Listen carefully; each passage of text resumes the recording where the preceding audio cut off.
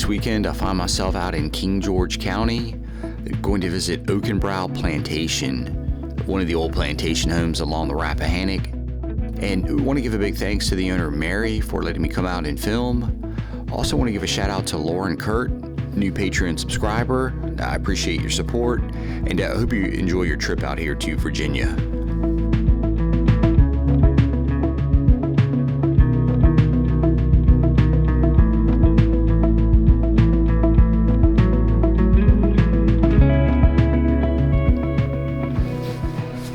On the inside, and yeah, she was super cool to let me do a walk around. And just remember, of course, they're in the middle of renovations. There's actually a guy back there working, but yeah, I'll show you the entrance from the inside. Big old fan light up there.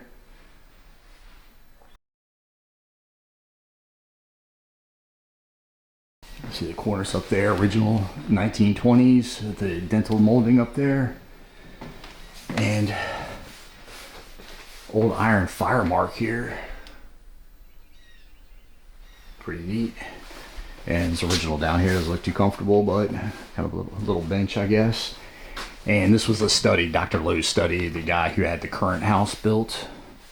And the couple that lives here now, the husband, he was in the Air Force, so they lived all over the world. So they got items from this mirror from the Middle East.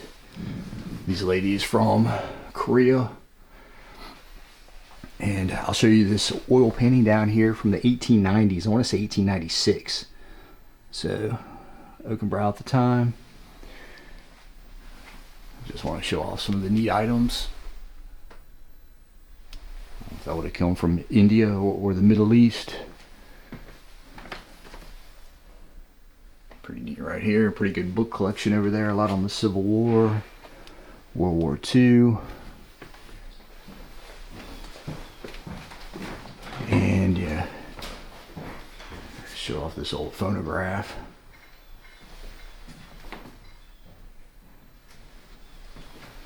And I don't know, are these 77s, these records? Obviously they're bigger than 45s. Pretty neat. I'm guessing that actually probably still works. Maybe. The Humboir.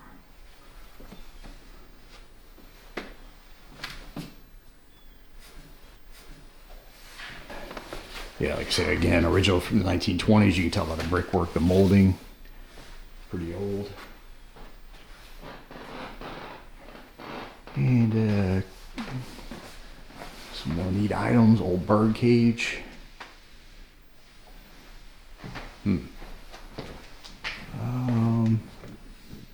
Not sure what that is. It's old, whatever that is.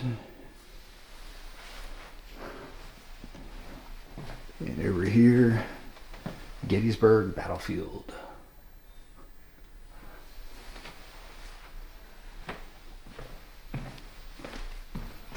Pretty cool. Neat piece of furniture right there. Oh yeah, let me show you this brick right here. You can see a dog print. They found this outside. So, stepped in that while it was still drying. Pretty neat grandfather clock back here. And that says Seth Thomas. Pretty neat legs, feet on this thing. And take a look at this. And yeah, this bathroom says 1920s. And a bunch of religious pictures, a bunch of Catholic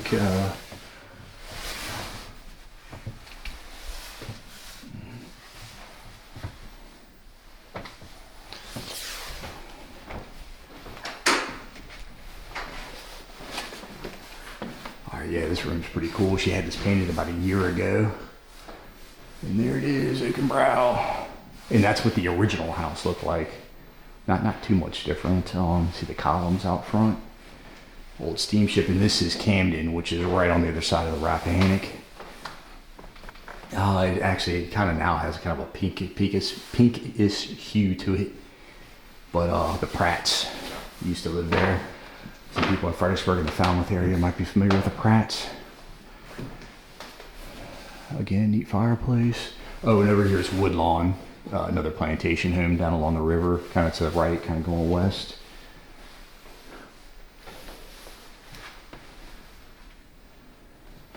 Some neat Asian characters down there.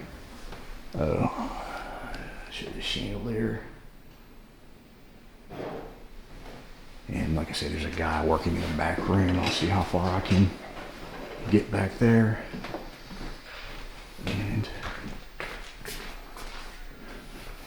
real quick to the right, I can show you this. These are for these backstairs for the servants.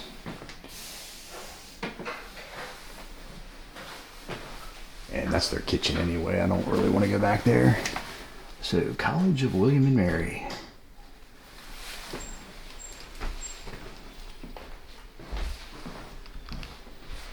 Cool, guys. That's the inside.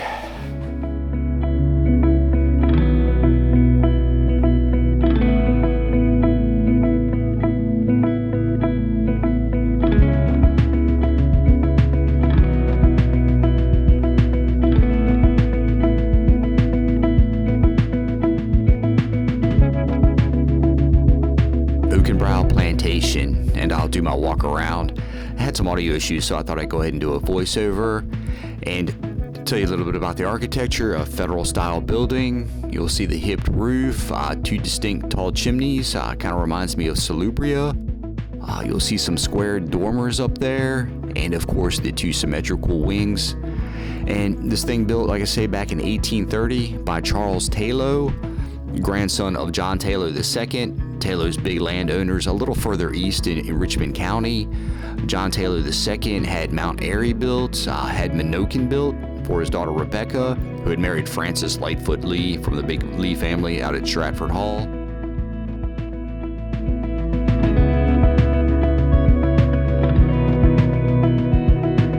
So after Charles Tayloe owned the property, it fell into the hands of Thomas Turner III. So when Thomas Turner III passed away, he had Oakenbrow broken off from Nancytico and given to his son Thomas Turner IV. After Thomas Turner owned the property, it fell into the hands of Dr. Lowe. He purchased the house in 1904. And I don't know if I had mentioned, but the original house had burned down in 1924. Dr. Lowe had it restored a couple years later.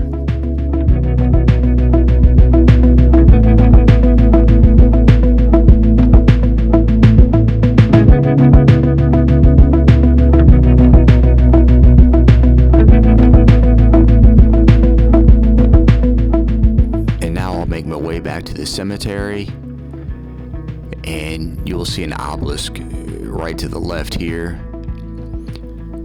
And this is the burial site of Charles Tayloe. His wife was buried over at Mount Airy. And behind is their son. He died when he was 14 years old. He died up in Alexandria. And back here, you'll see the grave of a Thomas Waring. He never lived on the property. He died here. And back then, embalming was in its infant stages, so a lot of times you had to be buried where you died.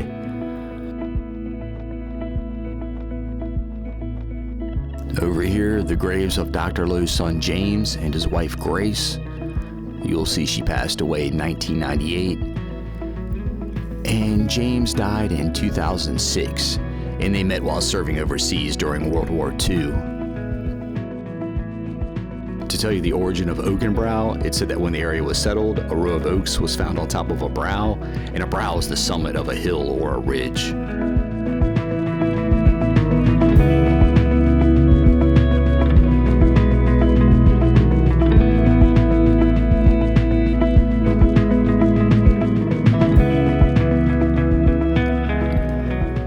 On the ground up here is a fallen column by itself, and there's not one on the other side of the building. They're not sure really what this was. And Doric column, you'll see the top up there, or maybe Corinthian column. I'm not sure what that piece went to. And there are some osprey flying around. So, like I say, terrace is leading down. You can see the remnants of the garden, some flowers back there. And a shot of the back, which is pretty similar to the front of the house. Pretty neat little porch there, a little walkout.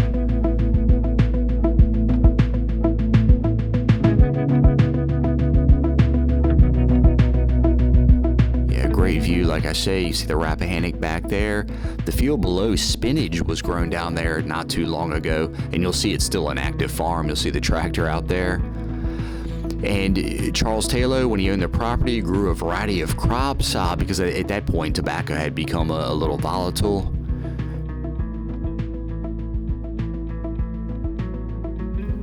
And another shot of the back of the house, sun's hitting it pretty good. And you could imagine going back to the 1700s, tobacco being grown down there, it taken across the ferry over to Port Royal, which is a little to the right, to give you a lay of the land and to tell you about some of the properties in the area. Like I say, we're on the north side of the Rappahannock. So down below, a little to the east, you would have had Nanceteco Plantation. To the right, there's a giant reserve where Woodlawn sits. Down below, a little to its right, you would have had Welsingham, and that would have been just on this side of Route 301. Then on the other side of 301, you would have had Belgrove. And that house sits on top of the house where President James Madison was born. And to its right, you had a smaller property called Millbank.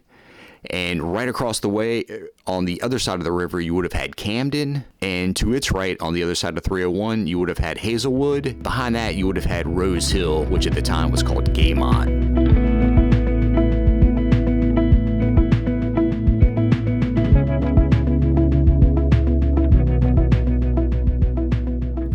All right, guys, getting out of here, I want to give a big thanks to Mary, the owner, for letting me do all that filming. And as always, like and subscribe. You can follow me on Instagram and support me on Patreon. See ya.